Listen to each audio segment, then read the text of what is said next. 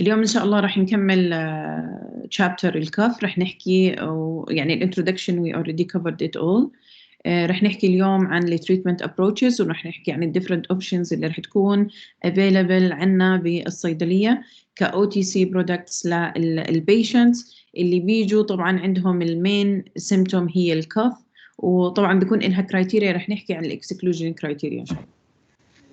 هلا the first option رح تكون الانتيتوسيبس رايت اللي سميناها الكف سبريسنس. احنا من البدايه اتفقنا في عندنا different types of cough وحكينا انه هاي different types we treat them differently. يعني الانتيتوسيبس اللي هم نفسهم الكف سبريسنس we target which type of cough with them؟ the dry cough, right? Dry cough. Exactly. We target the dry cough.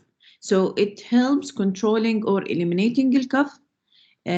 We should not use it للproductive cough لأنه طبعا most of the times it might increase the risk للairway obstruction وبتزيد الريسك برضه إنه يصير عند البيشنت secondary bacterial infection، لأنه حكينا إحنا الproductive cough will help release and repel السكريشنز خصوصا اللي ممكن تتجمع بالlower respiratory tract. تمام؟ في عنا special cases ممكن نضطر نستعمل الانتيتوسيبس بالبرودكتيف كف. هاي ال special cases دائما we look at the potential benefits versus risks, right? هلا البيشنت ممكن يصير عنده خلينا نحكي severe cough episodes during the night و critical nocturnal cough اللي هي during the night that the patient might not be able to sleep well. فهون ممكن إننا نضطر نستعمل dose at the night time in order to suppress the productive cough بس during a night period، مش إنها تكون continuous use أو regular use on daily basis. We have different options من oral antitussives. طبعا في عنا FDA approved OTC products that can be used by the patients under the supervision or guidance by the pharmacist. The first option اللي هو الكودايين. الكودايين بأشكال متعددة، كودايين أو الكودايين فوسفات أو الكودايين سلفات. في عنا برضو الديكستروميثورفان، تمام؟ في عنا الدايفينهيدرامين اللي من الانتيهستامينز. في عنا الكلوفيدينيول اوكي. هلا الكلوفيدينيول it's not available nowadays بالماركت. راح تشوفوا انه في عنا ال 3 اوبشنز هم اللي available بالماركت. الكودايين طبعا بالماركت عنا الاردني في عليه restrictions، وهلا راح نيجي ونحكي عن هاي دكتورة تفضلي. يعطيك العافية. الله يعافيكي. دكتورة لو سمحتي ممكن بكل دواء تحكي لنا إذا ممكن يعمل إدمان أو لا؟ في أدوية معروفة يعني في أسامي لما نشوفها مع الدواء بنعرف إنه هدول ممكن يعمل إدمان، لأنه هذا الإشي بيهمنا في الصيدلية. يس ما في مشكلة، رح نحكي عنه. هلا احنا تمام. لما نحكي عن الكودايين رح نحكي عن البوتنشال فور ادكشن. سميرة اوكي تكرمي. شكرا دكتورة. العفو. هلا بالنسبة للكودايين رح نحكي الميكانيزم اوف اكشن له. هو بيشتغل سنترالي اوكي so it will reach the medulla. الميدلا where the cuff receptor is there اوكي. طبعا بيشتغل centrally ف it would help increasing الكف threshold وبالتالي بيساعدنا انه يخفف الفريكونسي او السيفيريتي تبعت الدراي كف اوكي. طبعا الكودايين هو راح يصير له ميتابوليزم لمثل مورفين اوكي. والمورفين كلياتنا بنعرف انه اكتيف انتيتوسيف، هو كله يعني بيعمل الانستيزيا وبيعمل البين كيلينج، تمام. المورفين بس له انتيتوسيف اكتيفيتي معروفه، تمام. فارماكوكاينيتيكلي رح يصير له well absorption orally. بنتوقع الانست اوف اكشن within 15 to 30 minutes وبيغطي لنا لمده 6 ساعات up to 6 hours duration of effect، تمام. الelimination half life 2.5 hours to 3 hours. So we need always to know how to manage the dosing frequency للpatients اوكي. هاي طبعا بس بتورجينا انه targeting الميدلا وراح يعمل على reducing the threshold of الكف اوكي.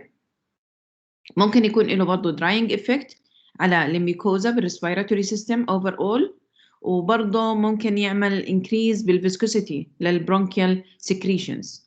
اوكي، فبالتالي احنا دائما شو حكينا we try not to use it with the productive cough in order to inhibit the risk of lower respiratory tract infection واي complications ممكن تكون associated with الكف. هلا بالنسبه للابلكيشن طبعا we might use it اوكي بالدراي كف generally اللي بيكون الريزون او الكوز تبعها كيميكال او ميكانيكال irritation ف it would be effective حتى لو كان في عنا mechanical irritation بالكودايين. اوكي بالنسبة للإفيكاسي والسيفتي إله بالchildren it's not established so we prefer not to use any cough cold medications على الأطفال اللي زي ما اتفقنا أعمارهم أقل من السنتين. الانستركشنز تبعات الكومبانيز إنه ما نستعملهم على الأطفال اللي أعمارهم أقل من 4 سنوات unless there is a supervision by البيدياتريشنز. اوكي بالعاده بدنا نعرف انه الدوزج للchildren بتكون عن طريق extrapolation للادلت literature، يعني بنطلع على الادلت الافكتيف دوز تبعهم كم، بنعمل extrapolation. شو يعني extrapolation؟ يعني statistical calculations للدوزج حسب الفارماكوكاينيتيك بروبرتيز تبعت الدراج وحسب خلينا نحكي وزن الطفل، السيرفيس اريا، الفلويدز اللي عنده، فكل هاي تؤخذ بعين الاعتبار in order to get an estimated dose لاستعمال عند الأطفال. In general الكودايين we should try not to use it in children. اوكي هلا بالنسبه للسايد افكت تبعت الكودايين بدنا نعرف انه هو ما له هاي توكسيسيتي وما راح يكون له هاي ادكشن ريسك اذا استعملناه as antitussive dose. اوكي يعني اذا استعملناه with recommended dose اللي إلها antitussive effect ما راح يكون في اي ريسك لادكشن. تمام فاهمين علي؟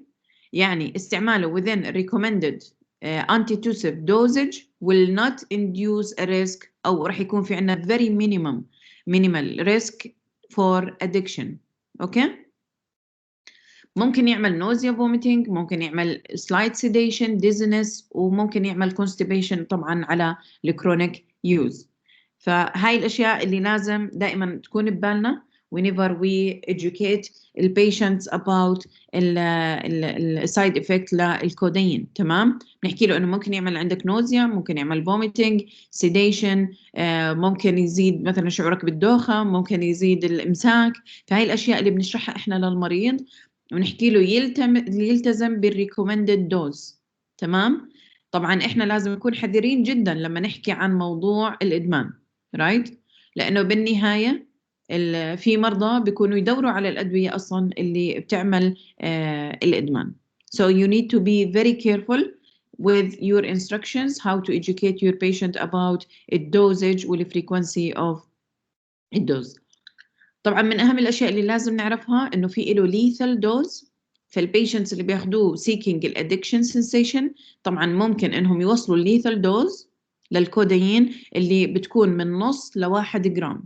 اوكي طبعا هذا الكودايين السبب اللي ممكن يخلي الناس اللي عندهم addiction behavior انهم ما يستعملوه بكثرة لانه في له lethal dose و it's well known انه اذا انت تجاوزت ال1 جرام او حتى في ناس من النص جرام ممكن انهم يكون عندهم الديث. اوكي طبعا الديث بصير بسبب الريسبيراتوري ديبريشن والكارديو بالمونري كولابس. احنا حكينا it works centrally right since it works centrally تعمل سبريشن للريسبيراتوري وممكن برضه الريسبيراتوري ديبريشن يأثر على الكارديو بالمونري فانكشنز وبالتالي ممكن يؤدي الى الديث عند البيشنتس اللي بيستعملوه ب توكسيك دوز. اوكي طب دكتورة في سؤال خارج عن موضوع شوية صغيرة إذا ممكن تجاوبيني عليه.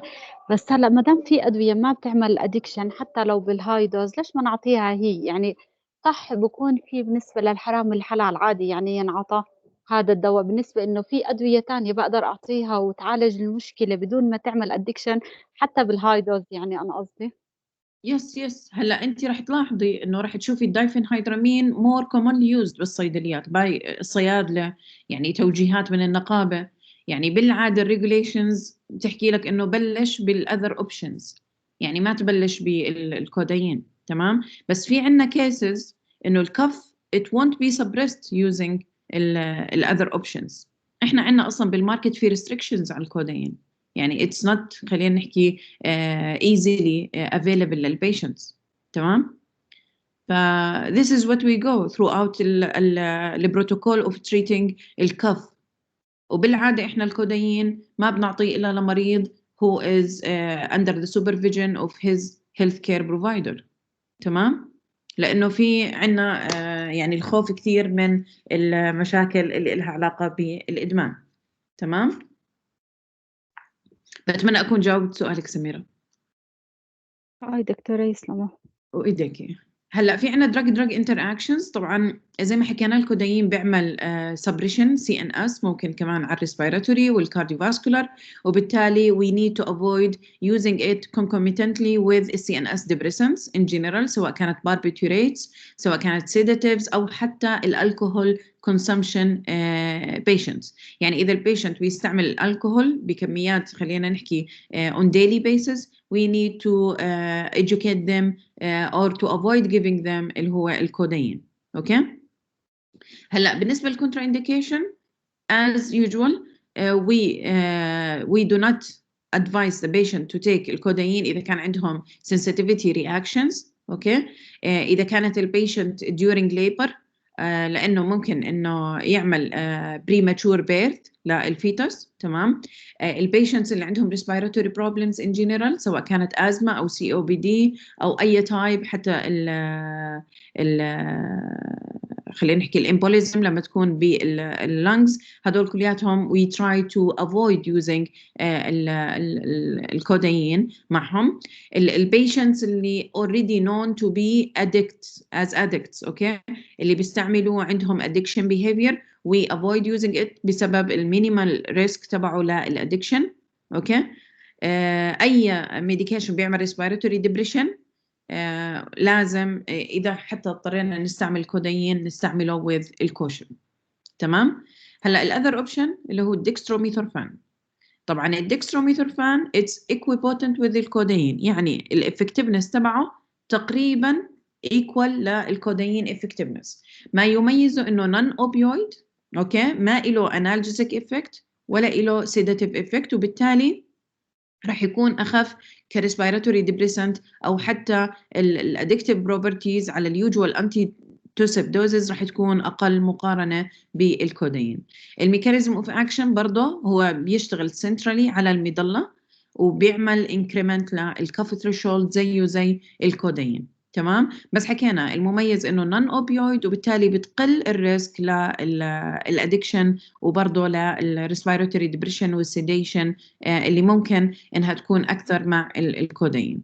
تمام. سيميلر للكودايين الفارماكوكاينيتيك بروبرتيز تبعته في عندنا very good absorption orally. نفس الشيء الonset of action very fast within 15 to 30 minutes، بيغطي لي up to 6 hours، والelimination التي هاف تبعه 1 to 2 hours. اوكي. تمام. بس خلينا نحكي بيعتمد على الميتابوليزم فينوتايب تبع البيشنتس نفسهم. ففي ناس عندهم الميتابوليزم ريت بيكون فيري سلو وممكن يضل الميديكيشن جوا جسمهم لمدة 45 ساعة. اوكي. فبتعتمد في عنا different factors ممكن انها تغير بالفارماكوكاينيتيك اوف الديكستروميثورفان. اوكي. الكلينيكال ابليكيشنز similar. It's for dry cough or non-productive cough اللي سببها chemical أو mechanical irritation. تمام. الefficacy والsafety كأنتيتوسيف برضو بالchildren is not approved وما في عنا أي established evidence. ونفس الشيء الدوزج اللي ممكن تشوفوها بتكون extrapolated من الادلت dosage. اوكي. طبعا متوفر بديفرنت dosage forms عشان نعطي خلينا نحكي to consider البيشنت preferences. موجود على شكل syrups, liquids, extended release suspension, الفيلد gel caps, التابلتس, الكابسولز, lozenges. all of these are dosage forms للديكستروميثورفان. طبعا بالإضافة إنه يعني بعين الاعتبار ال different preferences للبيشنت ممكن يكون alcohol free, sucrose free, gluten free و dye free formulations. فهي كلياتها بتعطينا indication إنه it's more commonly used بالماركت تبعنا تبع ال over the counter medications، وفي عنا many different options ممكن نعطيها للبيشنتس حسب البريفرنس تبعهم. تمام؟ هلا في عنا البروتوسيبس او الاكسبكتورنس. اوكي، هدول بيشتغلوا اكثر مش تو سبريس الكف سنتر، هم بيشتغلوا على الكونسستنسي تبع السكريشنز تبع الميوكس اللي بيكون موجود بالريسبيراتوري تراكت. طبعا هي بتزيد لنا الفوليوم اوف اكسبكتوريتد سبيوتم، رايت؟ حكينا احنا موستلي بنستعمل الاكسبكتورنس مع الان افكتيف برودكتيف كف، رايت؟ فهون احنا شو بنعمل؟ بنخلي البرودكتيف كف اللي hard to be expelled outside الريسبيراتوري سيستم انها تكون easier، لانه الكونسستنسي تبعه بصير خلينا نحكي thinner as compared على خلينا نحكي البرايمري او اول ميوكس بتكون secreted من الانفلاماتوري بروسيس او whatever the cause of الاوفر سكريشن اوف هاي الميوكس. اوكي، طبعا هو بيساعدنا to relieve from الكف، لانه الكف اللي بيكون فيها thick tenacious secretions ممكن تكون very difficult وتعمل stimulation بطريقه continuous على الكف سنتر. بس لما تصير عندنا احنا thin or thinner mucus هون بتصير الاكسبل تبعها اسهل، وبالتالي ممكن تقل الستيمولاي على الكاف سنتر. تمام؟ فهذا الفرق ما بين الدراي كاف الانتيتوسيفز والاكسبكتورنتس مينلي. اوكي، في عندنا اذر جروب اللي هي الميوكوليتيك. الميوكوليتيك هي بتشتغل exactly انه just to break down الميوكس، يعني بتشتغل على الميوكس itself. اوكي تمام، يعني مش بس بتاثر على الكونسستنسي، الاكسبكتورنتس بتاثر على الكونسستنسي ان جنرال بغض النظر زياده الكلير سكريشنز او انه على الكونسستنسي itself. تمام. هلا بالنسبه للاكسبكتورنتس في عندنا different options again. في عندنا الجوافينيسين. اوكي، الجوافينيسين هو ال only approved FDA expectorant اللي available عندنا بالماركت. بيعمل لنا loosening and thinning lower respiratory tract secretions، وبالتالي بتصير الكف more productive، يعني ال ineffective كف بتصير more effective كف. طبعا كثير بنستعمله للأكيوت برودكتيف كف، وبالعاده ما بنستعمله للدراي كف. الدراي كف ما فيها اصلا secretions او mucus to get expelled outside the respiratory tract، فهي it won't add any benefit or it won't be effective بالدراي كف. اوكي، هلا اذا كان البيشنت عنده chronic كف، اوكي، الكرونيك كف ممكن تكون associated with خلينا نحكي chronic diseases، منها مثلا السي او بي دي، مثلا الانفيزيما، السموكر كاف او الازمه. هدول كلهم we don't indicate using الاكسبكتورنتس للبيشنتس. طبعا للاسف احنا كثير سمعنا عن صيادله بيعلموا البيشنتس انه اذا انت سموكر خد الاكسبكتورنتس عشان تنظف الرئه. طبعا this is a very wrong kind of education، يعني you are misleading your patient، لانه ما في إشي رح يعمل cleaning لللنجز other than quit smoking. تمام، ما في إشي رح يساعد to clean أو get هاي خلينا نحكي ال affected cells اللي بالريسبيراتوري أو باللنجز unless the patient would quit smoking. تمام، تفضلي. دكتورة أنا شفت واحد أجى عندنا على الصيدلية، هو موقف التدخين وبحكي بس إنه ستيل في هيك حاسس إنه في كيف بيحكوا هو هيك حكى محشر صدري، عرفتي كيف؟ فسألت الدكتور إنه أعطاه الميوكوسولفان إكسبكتورنت يعني. تمام، صار يحكي له إنه امشي عليه فترة وإن شاء الله إنه كلها هو قاطع الدخان، عرفتي كيف؟ أوكي، يعني ممكن يفيده. يعني هو كان عنده كف ولا ما كانش عنده كف؟ لا هو بيحكي إنه هيك أنا متضايق، بيحكي إنه هيك حاسس إنه في بلغم بصدري. This is wrong. إذا ما في عنده كف وبرودكتيف، يعني مبين انه فيها secretions، والsecretions هاي might need the expectorant in order to get loosened to get out or expelled من البودي. it won't be effective. طبعا هو ممكن يكون صدره محشر، ممكن يكون عنده مشاكل cardiovascular، ممكن يكون عنده مشاكل emphysema، ممكن يكون عنده embolus باللنجز، يعني ممكن يكون عنده many different conditions that might cause a feeling of heaviness باللنجز. تمام. فالفارماسيست يجي يعطيه expectorant هنا this is very wrong practice. بس تمام. ما هو حكى إنه أنا ما صار معي هالإشي إلا من لما ما بطلت أدخن. طيب تمام، بس he needs to let's say see his physician، بس مش نعطيه expectorant لأنه هو ما عنده كف. هلا الاكسبكتنت للكف، يعني الكف اللي اي بروسيس that stimulate الكف بروسيس. تمام. اذا ما في then it won't be effective. تمام. على الاقل لازم يعمل اكس راي او يعمل ايميجينج للتشست ويعملوا تشيك على اللنجز عنده، على الكارديوفاسكولار، ويتاكدوا انه ايش سبب الهيفينس او الفيلينج اللي عند هذا البيشنت. تمام. دكتورة كمان سؤال لو سمحتي، لو بدل ما أعطي مثلا إكسبكتورانت أعطيت إشي للقحة الناشفة، ممكن مثلا يصير إشي؟ No way. ولا تعطيه لا قحة ناشفة ولا لا إكسبكتورنت ولا أنتي تسب. لا مش قصدي حالة ثانية، مثلا أجا عندي وما سألت إذا قحته ناشفة أو قحته بلغم. ممكن مثلا تزيد حالة السوء أو إشي؟ طبعا. هلا اذا اعطيتي انتي توسب لبرودكتيف كف ممكن تصير تزيد الريسك للنيومونيا او اللور ريسبيراتوري تراكت انفكشنز. يس اوف كورس، لانه انت بتعملي سبريشن خلينا نحكي الاكسبل اوف السكريشنز اللي لازم تطلع از ديفنسيف ميكانيزم لبيشنت عنده برودكتيف كف. فهون انت زدتي الريسك اوف الانفكشن ممكن يصير عند البيشنت. تمام. نفس الوقت انت اذا اعطيتي مثلا اكسبكتورنت لبيشنت عنده دراي كف، هون انت ما ساعدتي البيشنت، هون انت يو جاست يعني خليتي البيشنت يدفع على شيء not effective. فإتس very important to ask البيشنت انه to describe الكف ايش اللي بيصير معه، ونسأله exactly عن السكريشنز إذا في عنده بلغم أو ما عنده بلغم أو secretions in general. تمام دكتور، شكرا. العفو. دكتورة، هلا المدخنين على الأغلب المدخنين بصيروا يقحوا وبطلع معهم برودكتيف ويكونوا برودكتيف، فإنه بتوقع إنه ممكن إنه يزبط معهم، صح دكتورة؟ هلا بالنسبة للمدخنين يعني خلينا نحكي الاوبشن اوف تشويس لهم to quit smoking. تمام. لانه الستيمولس اللي بتعمل الكافينج عندهم هي التدخين، رايت؟ unless في عندهم خلينا نحكي سوبر انفكشن، يعني عندهم مثلا common cold او عندهم whatever kind of viral or bacterial infection هو اللي عم بيسبب الكف.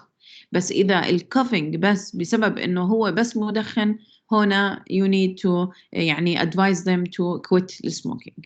تمام. اما انه نيجي نحكي انه الاكسبكتورنت بده يساعدهم ك يعني to get rid of الافكت تبعت التدخين، this is very wrong. اوكي. هلا بالنسبه للجوافينيسين، الجوافينيسين هو موجود طبعا بديفرنت دوزج فورمز. موجود طبعا هو من حكينا الاونلي ابروفد FDA، وبالتالي لازم يكون موجود بفاريشنز حسب البريفرنسز للبيشنتس. اوكي. ممكن يعمل لنا سايد افكتس ان جنرال. اوكي. من هاي السايد افكتس ممكن يعمل نوزيا، فوميتنج، هيدك، دياريا، ستومك بين. اللارج دوزز طبعا اللارج دوزز اهم شيء نعرف انه ممكن تعمل رينال كالكولاي اللي هي التكلسات اللي ممكن تصير بالكدنيز. اوكي. فاللي بيزيد التشانس للرينال كالكولاي استعمالها مع الافيدرين. اوكي. او السيدو افيدرين اللي حكينا عنهم previously بالcommon cold as decongestants. اوكي. طبعا هو بيكون كونترا انديكيتد للبيشنتس اللي عندهم هايبر سنسيتيفيتي من لهاي البرودكتس او هذا الايجنت. اوكي. هاي عندنا تلخيص الفارماكولوجيك ثيرابي ان جنرال. في عندنا الديكستروميثورفان، الجوافيناسين، المينثول، كومبينيشن برودكتس ممكن تكون افيلبل خلينا نحكي لديفرنت برودكتس. فاذا انتم شايفين ديكستروميثورفان مع جوافيناسين، شو هذا الكومبينيشن؟ اكسبكتورنت.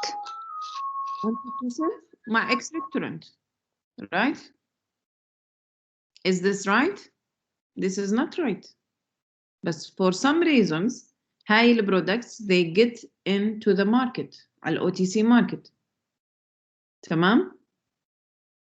فأنا بالعادة I would suggest never to refer a patient للcombination products، وإحنا عندنا بالماركت الأردني أنا ما شفتهم يعني common كثير which is good. okay؟ هاي different dosage forms. combination مدام هيك. ما أنا بحكي لك for some reasons no one know. طبعا هاي لما تكون هيك بتكون commercial only، ما بيكونش إشي related ل يعني خلينا نحكي health benefit، لأنه الكومبينيشن اوف antitussive والبروتيسيف هو counter productive، يعني زي كأنك بتلغي تأثير وحدة بوحدة. تمام؟ يعني عفوا إذا باخدهم بشنط أو إذا كان عنده مثلا في الليل زي ما حكيتي أنت عنده حساسية بالليل بتزيد الكف فممكن يعطوه. بيعطوه antitussive، ما بيعطوهوش بروتيسيف إذا كانت nocturnal problem. أوكي؟ تسلموا. وإيديكي. you always need to be very careful whenever you select high products، لأنه إحنا بماركت commercial، خلينا نحكي أكثر من إنه في عنا clinical orientation على الفارماسيوتيكال over the counter products. تمام؟ هلا في عنا topical antitussives. من التوبيكال antitussives ممكن يكون في عنا الكامفور والمنثول، طبعا هدول هم ال only FDA approved topical antitussives. الميكانيزم اوف اكشن تبعهم مش كثير described او يعني understood، بس اي inhalation للكامفور والمنثول هاي الفيبر، خلينا نحكي الفولاتايل اويل تبعهم، بيعملنا stimulation للسنسوري نيرفز endings within النوز والميوكوزا، وبالتالي بصير عندنا زي الانستيزيا kind of sensation، فبتعمل soothing للبيشنتس اللي عندهم خلينا نحكي bothering cough. اوكي؟ في برضه other options منها الإيوكاليبتوس، بس الإيوكاليبتوس not FDA approved، وممكن نشوف ناس بيستعملوها موجودة بديفرنت preparations. اوكي؟ هلا نيجي على البرودكت selection guidelines. How we need to select between the different options اللي بتكون available عنا للبيشنتس. اوكي؟ لازم دائما to consider الافيكاسي والeffectiveness تبعت الميديكيشن given الكيس سيناريو اللي عند البيشنت والاندرلاين كوز للكف اللي عند البيشنت. اوكي؟ هلا معظم الانتيتوسيفز وحتى الاكسبكتورنتس طبعا هم effective للاكيوت كف، للأكيوت cough، وبالتالي we do not recommend using them بالchronic cough unless the patient have an underlying cause للchronic problem اللي عنده. تمام؟ زي ما حكينا بالأزمة it won't help to suppress الكف. تمام؟ وحتى استعمال هاي البرودكتس ممكن يعمل respiratory suppression، وبالتالي ممكن تزيد الchance للcomplications اللي ممكن تصير عند البيشنتس اللي عندهم هاي الchronic respiratory problems. اوكي؟ تمام؟ هلا في ناس بتحكي انه المريض اذا عنده نمونيا وعنده كف، طبعا نمونيا most of the times البيشنت رح يجي عنده كف، انه يستعمل الكف برودكتس ممكن تساعد. For me I would say خلي البيشنت to get treated for the pneumonia using the appropriate antibiotics و relieve النمونيا would relieve الكف itself. تمام؟ يعني مجرد ما عالجنا الانفكشن راح تروح الكف itself. تمام؟ يعني ما في داعي to think about الاكسبكتورنتس مثلا لانها بالعاده راح تكون productive cough. There is no need unless انه البيشنت ضلت معه الكف after finishing الريجيمن تبعت الانتيبيوتيك للنيومونيا. اوكي؟ هلا بالنسبه للسنترال كف سبريسنتس هم رح يكونوا ineffective بالكف اللي لها علاقه بالكومن كولد. اذا بتتذكروا بالكومن كولد حكينا ما رح تكون كومن كثير الكف، بس حكينا ممكن يصير في عندهم بوست نيزل دريب، رايت؟ وحكينا البوست نيزل دريب مين اللي بيساعد فيها؟ الديكونجستنس اكثر، صح ولا لا؟ هلا برضه بالكومن كولد حكينا انه الكف ممكن انها اذا كانت نكتشرنال مثلا الفيرست جينيريشن انتي هيستامينز مع الديكونجستنس هم اللي ممكن يحسنوا او يساعدوا بالتريتمنت للكف اللي associated with الفيرال انفكشنز. تمام؟ هلا برضه في عنا الفيرال انفكشنز بالعاده اذا كان في عنا زياده بالستيميليشن للكف تبع الاسوسييتد وذ الفيرال انفكشن without thinking of الكونجستشن او حتى البوست نيزل دريب، ممكن الانتي انفلاماتوري ايجنت زي النابروكسين هي تساعد بالكف اللي بتكون ريليتد للفيرال انفكشنز اكثر من الكف ميديكيشنز اللي حكينا عنهم. تمام؟ لانه بالفيرال انفكشن صعب انك تميز اذا هي برودكتيف ولا نون برودكتيف. الفيرال انفكشن بالعاده بتكون اكيوت اوكي النيتشر، ف سيلف ليميتنج، فمش بالضروره انه تصير الكف او انه الاستيميليشن هي تكون كونتينيوس بحيث انك تعرف اي كافينج ابيسود از ا كف بروبلم عند البيشنت. تمام؟ طبعا الامبريك تريتمنت للكف اللي بتكون associated with الكرونيك كف سيندروم او اللي هو الكرونيك كف سيندروم اللي ما احنا مش عارفين الاندرلاين كوز تبعه، ممكن يكون الفيرست جنريشن انتي هيستامين مع الديكونجستنت as we treat بالكومن كولد لما يكون في عنا البوست نيزل دريب as a reason for الكف process. اوكي تمام؟ اي سؤال؟ هلا بالنسبه للكودايين والديكستروميثورفان as antitussives ممكن نستعملهم للشورت تيرم سيمتوماتيك ريليف اوكي لاي كف لها علاقه بالاكيوت او الكرونيك برونكايتس. طبعا الاكيوت كرونيك برونكايتس ممكن تكون فيرال ممكن تكون بكتيريا اوكي. وبرضه استعمال الانتيتوسيفز ممكن يكون انه افكتيف بالبوست انفكشوس سب اكيوت كف اوكي زي ما حكينا عن النمونيا. after treating pneumonia ممكن يضل عندنا كف وممكن نضطر نستعمل الكف برودكتس اوكي خصوصا اذا كانت دراي كف الكودايين والديكستروميثورفان. تمام اوكي. الجوافيناسين نرجع على الجايد لاينز رح نلاقي انها not recommended for any indication اوكي. والسو الجايد لاينز معظمها did not address الكلوفيدينيول وهو اصلا مش موجود هلا بالماركت. تمام. نيجي شوي نحكي عن special populations with some specificity. خلينا نحكي children مثلا شو حكينا عنهم under 4 years of age it's not recommended to use the cough cold medications unless supervised by the pediatrician. بالنسبة للكودايين بالبريجنانسي نعتبره category C اوكي. الكودايين is category C وبالتالي دائما we need to outweigh البوتنشال benefits مع الريسكس اوكي. هو له non teratogenic concerns ممكن نخاف انه يعمل neonatal respiratory depression اوكي. فانا بخاف انه ياثر على الريسبيراتوري سيستم عند النيونيت او الفيتوس وممكن يعمل neonatal withdrawal اذا كان الكودايين مستعمل بطريقه regular during pregnancy يعني بينولد البيبي وعنده زي البيهيفير تبع الادكشن خصوصا اذا كانت المذر using it chronically اوكي. لانه حكينا احنا هو من الاوبيويدز وراح يكون easily passing through البلاسينتا اوكي. نفس الشيء الكودايين راح يصير له excretion بالبريست ميلك وممكن يعمل drowsiness عند البيبيز وبالتالي we try to avoid using it عند البريست feeding mothers. بالنسبه الالدرلي احنا بالعاده بنخاف عليهم من اي CNS suppression right. ممكن يعمل sedation صح.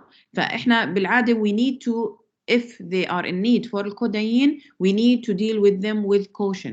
يعني ممكن نبلش معهم with a lower dosage وممكن نعمل titration as tolerated ونعمل دائما careful monitoring لانه بنكون خايفين عندهم على respiratory suppression وبنكون خايفين على cardiopulmonary suppression in general اوكي.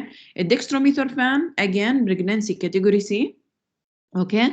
بالبريست فيدنج ما عليه enough studies تمام وما بنعرف اذا انه بيكون اكسكريتد زي الكودايين ولا لا بالبريست ميلك. الالدرلي ممكن يكونوا اكثر عرضه للسيديتنج افكت اللي بتكون associated with the dextromethorphan وبالتالي دائما we start with them with a lower dosage and then we might titrate into effective dose اوكي. الدايفينهايدرامين اللي هي الانتي هيستامين طبعا رح نشرح عنهم اكثر بالتوبيك الالرجي ان شاء الله. طبعا هو pregnancy category B ف if you have a pregnant lady who has a dry cough وعندك antitussives you safely select الدايفينهايدرامين لانه category B تمام. أحسن ما نستعمل الدكستروميثورفان وأحسن ما نستعمل الكودايين. تمام. والأفضل كمان إذا كانت زي ما حكينا نطلع على الأندرلاين كوز. إذا كانت acute viral infection نشرح للمريض إنه إذا الكف is not bothering this much you can and you can tolerate it, it's better not to use الميديكيشنز بالبريجنانسي. اوكي. طبعا بيصير له اكسكريشن بالبريست ميلك وبالتالي ممكن يعمل السايد افكتس اللي generally associated with الانتيهستامينز عند الاطفال النيونيتس. ممكن يعمل excitation، ممكن يعمل irritation عند الاطفال، يزيد الirritability عندهم، وممكن كمان يكون associated with reduction للبريست ميلك. اوكي. يعني اللاكتيتنج ماذر اللي بدها الميلك برودكشن فور feeding her baby might not الدايفينهيدرامين help her أو ممكن يأثر على البروسيس البريست فيدنج. بالنسبة للإلدرلي طبعا نتوقع مع الانتيهستامينز يصير عندهم ديزنس، يصير عندهم confusion، ممكن يصير hypotension. طبعا كل هاي الاشياء اللي associated للانتيهستامينز in general ممكن تصير عند الالدرلي. always you should think about the benefit versus the risks اللي ممكن تكون associated with using high agents as anti-cough medications. اوكي. طبعا سواء children والالدرلي الاثنين two groups ممكن يصير عندهم paradoxical excitation. شو يعني paradoxical excitation؟ بالعادة إحنا بنتوقع مع الانتيهستامينز يصير في عنا suppression depression خلينا نحكي CNS system، بس مرات بصير في عنا unpredicted excitation. ممكن يصير البيشنت restlessness ويزيد عنده irritability. اوكي. فللاسف الاهالي اللي دائما بياخذوا الانتيهستامينز لاطفالهم عشان ينموهم ممكن يواجهوا العكس، انه يصير الطفل more excited ويصير عنده خلينا نحكي active اكثر من بدون استعمال هاي الميديكيشنز. فعشان هيك لازم نشرح للاهل دائما why they are taking الانتيهستامينز to treat their children with. تمام. لانهم لازم يعرفوا هاي خلينا نحكي البارادوكسيكال افكت اللي ممكن تصير associated with الانتيهستامينز in general. اوكي. هلا بالنسبه ما في عندنا اي سبيشال كونسيدريشن للجوافينسين. زي ما حكينا هو ما كان موجود بالجايد لاينز اصلا، بس اذا كانت عندنا productive cough والبيشنت is suffering from expelling secretions we can use it. وممكن أن مع الإلدرلي بيشنتس تكونوا بدهم مونيتورينج أكثر من الأذر جروبس. أوكي. الدكستروميثورفان، الدايفينهيدرامين والكلوفيدينيول اللي هم من الأنتيتوسيفز طبعا لازم ما نعطيهم لأي بيشنت ويستعمل الماو انهبيتورز. أوكي. الدايفينهيدرامين سيديتنج وبالتالي لازم نشرح للبيشنتس إذا بدهم يستعملوه during their daily activities. هاي طبعا بس هيك general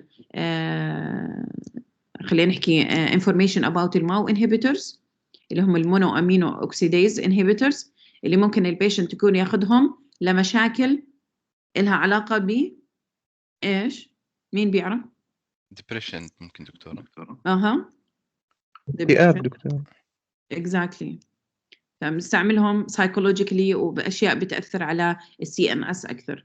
فيفضل انه ما نستعمل معهم الانتيتوسيبس اللي هم الدكستروميثورفان، الدايفينهيدرامين والكلوفيدينيول. تمام. هلا الكومبليمنتري ثيرابي زي ما حكينا عن الهاني، تذكروا حكينا انه الهاني فيري افكتيف خصوصا بالفيرال انفكشنز اللي بتكون اسوسييتد وذ الكف. هو من احسن الانتي كف خلينا نحكي ريميديز، وكثير استديز قارنت ما بينه وبين الاذر خلينا نحكي تريتمنت اوبشنز خصوصا للانتيتوسيفز كدراي كاف سبريشن، وجدوا انه الهاني كان as effective as الاذر انتيتوسيفز. تمام. بس كلياتكم تقريبا كنتوا عارفين الجواب انه we should not use it عند الاطفال اللي اعمارهم اقل من سنه لانه في risk of البوتيوليزم right. وبالتالي we need to use it يعني with a special we should not use it with the special group اللي هي الأطفال اللي بيكون أعمارهم less than 1 month. تمام. وبالعادة إحنا كل الميديكيشنز أصلاً حتى ال OTC products we do not use it with children اللي أقل من 4 سنوات زي ما بنعرف، بس ممكن إنه الأقل من 2 سنين نكون more restrictive with them، ما نستعملش أكثر مع الأقل من 2 أقل من 4 سنوات ممكن ننصحهم ب some options، بس يفضل إنه دائما to know the underlying cause of cough before you choose the different options اللي ممكن نعطيها للبيشنت. أي أسئلة على chapter الكف؟ دكتورة أنا عندي سؤال. تفضلي يا مجد. دكتورة بسلايد 5 في رسمة. بسلايد 5 في رسمة. هسه إحنا صح حكينا إنه الأبر أو الأبر ريسبيراتوري تراك بيكون سنسيتيف للميكانيكال واللور للكيميكال. لا هلا هي مش هيك in general. هي بدك تعرفي إنه الريسبتورز موجودين سواء كانوا كلينيكال سواء كانوا كيميكال أو ميكانيكال، بس الدنسيتي أكثر بتكون للكيميكال أبر وللميكانيكال لور. تمام؟ بس بدنا نعرف إنه مثلا اللارينكس زي ما حكينا، شفتي بالسلايد هاي بس demonstration إنه في عندك أنت mixture من هاي الريسبتورز. تمام؟ هي مش معناها إنه بس هيك، لا هي more sensitive. تمام؟ اللارينكس بتكون more sensitive للكيميكال ستيمولاي اوكي بالكف. التراكيا والبرونكاس هي more sensitive للميكانيكال irritation. فهمتي علي؟ فهمت. شكرا دكتورة. العفو. دكتورة أنا عندي سؤال. تفضل. دكتورة حاليا في السوق في كثير يعني منتجات بخصوص الكحة يعني في مثلا عندك شو اسمه، في اللي هي أوراق شو اسمه اللبلاب، في أوراق الزعتر. صحيح. هدول يعني للبرودكتيف كف. هلا بالعاده هاي الناتشرال برودكتس بصراحه يعني انا مش اكسبرت فيهم، وبتوقع انكم بتغطوهم بمساقات يعني مع جماعه الفايتوثيرابي رايت. بتوقع انهم بيحكوا لكم اكثر عن الناتشرال برودكتس. فبس انا يعني from my experience انا اللي سمعته انه ورق الجوافه وورق اللبلاب ممكن يشتغل على as antitussive، يعني يعمل سبريشن للكف. تمام؟ انه ما بيأثر كثير على الكونسيستنسي تبع الميوكس. انا هذا بصراحه اللي سمعته، بس again I'm not an expert فيها، وبتوقع انه لو نقرا لو نبحث عنها ممكن نلاقي الميكانيزم. بس للاسف دائما الناتشورال برودكتس ما بيكونش عليها enough studies، وزي ما انتم بتلاحظوا مثلا بالماركت معظمها البرودكتس هاي ايجيبشن اوكي، معظمها بتكون مصريه، وبالتالي ما رح نلاقي عليها enough studies زي البرودكتس اللي بتكون مصنعة بدول عندها good fund in order to study their products. تفضل محمود. لا هو المشكلة دكتورة كمان يعني صارت في صناعة أردنية زي شو اسمه، زي الدواء اللي هو البلاب من شو اسمه من دار الدواء. وكثير يعني أصلا الناس كثير بتدب عليهم صراحة الأمان. يعني أنا بكون بالصيدلية بشوف إنه خلص الناس كلياتها بتروح على الزعتر، على البلاب، على شو اسمه جوسبان، مش عارف إيش. فبس يعني كلياتهم شو اسمه دبين على شو اسمه الأشياء الطبيعية. هي الناتشرال برودكتس خلينا نحكي إذا تصنيعها appropriate وبالطريقة حسب المواصفات، خلينا نحكي طبعا since it got approved by ال FDA بنكون إحنا تجاوزنا هاي الستيب مثلا، خلينا نحكي أوكي.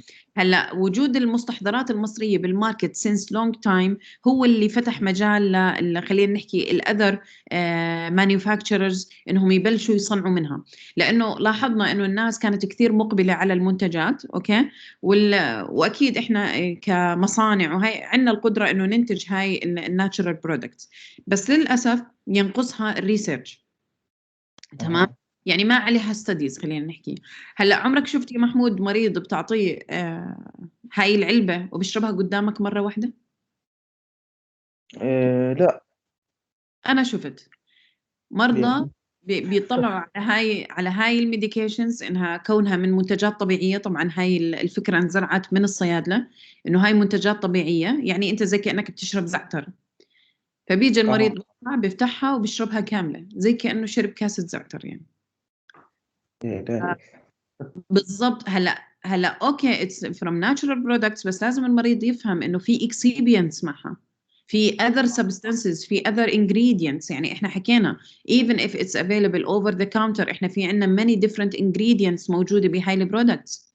So we need مظبوط. to educate the patient حتى لو ما في available studies عن خلينا نحكي الرايت دوز. يعني في كثير أنا بدخل بديبيت مع ناس يعني إنه مع صيادلة إنه طيب أنت بناء على إيش بدك تحسبي دوز لناتشورال برودكت، لأنه ما في خلينا نحكي scientific studies.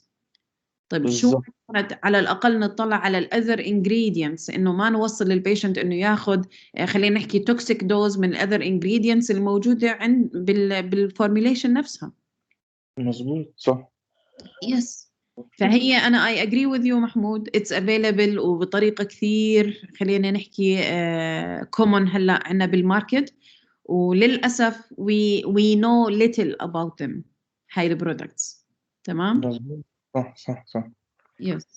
سلم ايديك يا دكتور. الله يسعدك. في أي أسئلة كمان؟ دكتورة بدي أسأل عشان الكويز والبروجكت ما كنت بالأول المحاضرة، تحدد الموعد النهائي أو لا؟ مين اللي حدده؟ لا بسأل أنا، تحدد الموعد للكويز أو لا؟ لا، ما أنا حكيت لكم بدي أستنى منكم سبوتس.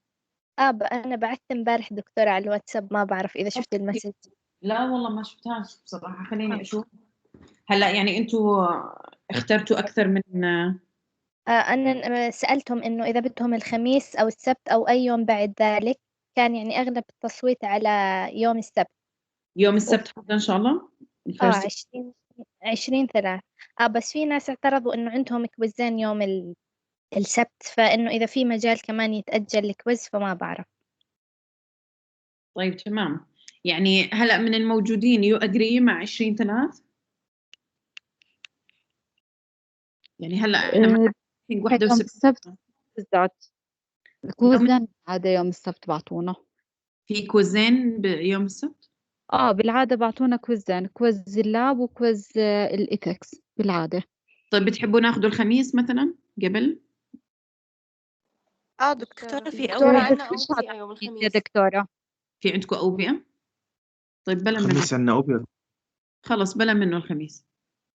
طيب مش عارفة بتحبوا يوم الجمعة؟ بتحبوا يوم الأحد؟ والله يكون الجمعة ممتازة، الكل قاعد في البيت.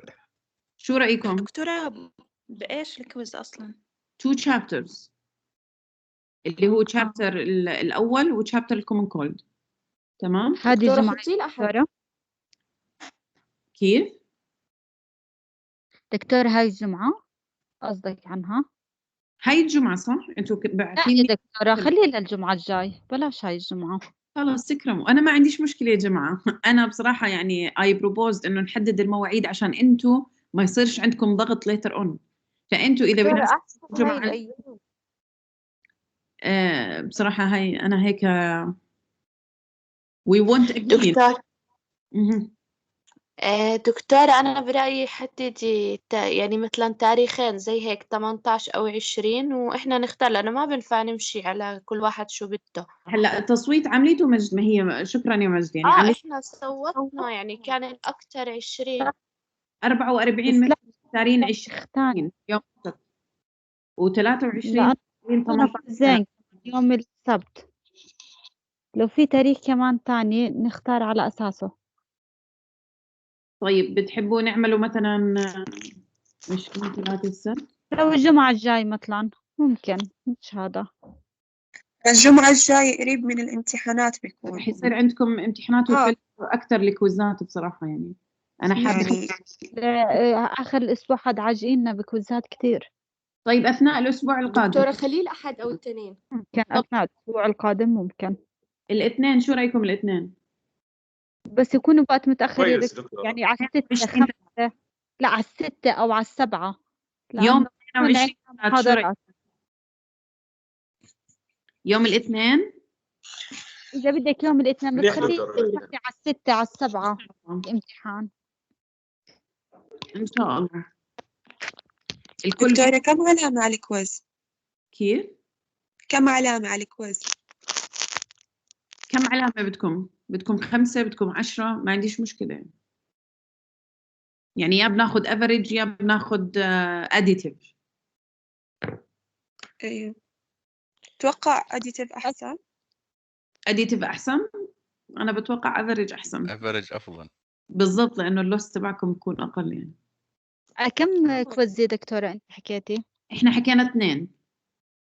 2. طب لو ناخذ 3 كويزات ويكون علامات، يعني 2 علامات عليهم علامات كتير هذا عالية، اتفقنا وناخذ عليه الثالث بس إنه سمير، دكتور. هذا اللي اتفقنا عليه. اتفقنا انه رح نعمل مبدئيا 2.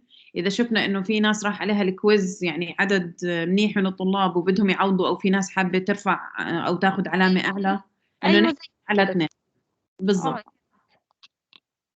فهيك ان شاء الله يوم الاثنين الساعه مثلا 6:30 المساء. شو رايكم؟ تمام. خلص دكتورة بس بس خلينا يعني شو اسمه أقل ما فيها يعني الحظر على 7، خليه مثلا على 7 خلص تكرم. اوكي لأنه عشان أنا بكون مروح صراحة مش خلص مش مشكله. هاي على الساعه 7 ان شاء الله يوم الاثنين. تمام، او اذا بدكم كمان 7:30 يعني بعد ما تكونوا واصلين البيت، بعرفش يعني. انا بصراحه ما رح تفرق معي النص ساعه يعني. فاذا 7:30 احسن من 7. تمام 7 ممتاز. ونص. خلص تمام. لأنه فيوم الاثنين 22/3 على الساعه 7:30. تمام دكتور. دكتورة كمان سؤال عادي. تفضل. بالنسبة لمواضيع البروجكت سألوا ناس إنه بصير تكرار، حكيت لهم إنه لا، لأنه يعني في مواضيع كثير وكل جروب مفروض ياخذ موضوع. فصح معلومتي أو لا لا؟ بصراحة ما بدنا تكرار. لا التكرار ما بدنا، يعني ما بدنا redundancy. في على فكرة في يعني topics بيكون فيها groups of medications كثيرة، فممكن نكون يعني مثلا ناس تغطي جروب وناس تغطي جروب ثاني. تمام. طب دكتورة كمان سؤال في موضوع اللي هو السبلمنت، في مجال إنه مثلا لو حد أخذه يكون يس البروشور عن سبلمنت والفيديو عن سبلمنت ثاني، أو إنه لازم يتقيدوا بنفس، مثلا لو يحكوا عن لا ما في مشكلة. الفيتامين البروشور والزنك بالفيديو بيصير في مجال؟ يس اوف كورس ما في أي مم. مشكلة. تمام. تمام شكرا دكتورة. العفو يا مجد. يعني دكتورة منفصل المواضيع من البروشور عن الفيديو صح؟ يعني هلا انس، اذا انتم ان جنرال مثلا كان التوبيك تبعكم مثلا سبلمنتيشن او سيلف كير مثلا، عن اوكي الكف احنا دكتورة. اوكي عن الكف مثلا ايش بدك تختار اكزاكتلي؟ يعني بدك تحكي عن الانتيتوسيفز او عن البروتوسيفز او بدك تحكي عنهم الاثنين؟ هلا انا بالنسبه لي كفيديو عشان يكون اقصر، لا بفضل انكم تختاروا مثلا بدنا نحكي عن الانتيتوسيفز اوكي، او بدنا نحكي عن الاكسبكتورنز. فلما تيجي مثلا تعمل البروشور مش غلط انك تحدد حالك ببرودكت معين. مثلا اختار الجوافينيسين اكتب عنه، انا ما بدي اكتب عن كل شيء بالبروشور. اوكي فهمت عليك دكتور. تمام. فانه يكون شيء سبليمنتري، يعني فاهمين علي؟ يعني مو مثلا يعني جنرال كبير كثير، لانه مش راح يسع لا 5 دقائق ولا بروشور صغير. اكزاكتلي ويكون سبليمنتري يا انس. يعني مثلا اثناء الفيديو يو ريفير تو البروشور تبعك as an example مثلا. أوكي. فبيكون شيء supplementary just to help يعني explain more أو giving more detailed information that you won't be able to talk about during 3 minutes خلينا نحكي. تمام دكتور، الله يجزيك الخير. دكتورة تفضلي. دكتورة أنا عندي سؤال، يعني عادي تنزلي لنا الشروط، يعني مثلا الفيديو كم مدته، إيش لازم يحتوي، البروشور برضه طيب كم طوله؟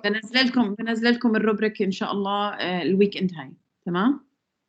الروبريك يعني الاسسمنت تول، يعني على ايش رح تتقيموا. ممتاز ممتاز ان شاء الله. الله يجزيك الخير. الله يحفظكم ان شاء الله، وبشوفكم الاسبوع القادم زي ما اتفقنا. الاسبوع القادم تمام. شو رح نعمل؟ عندنا كويز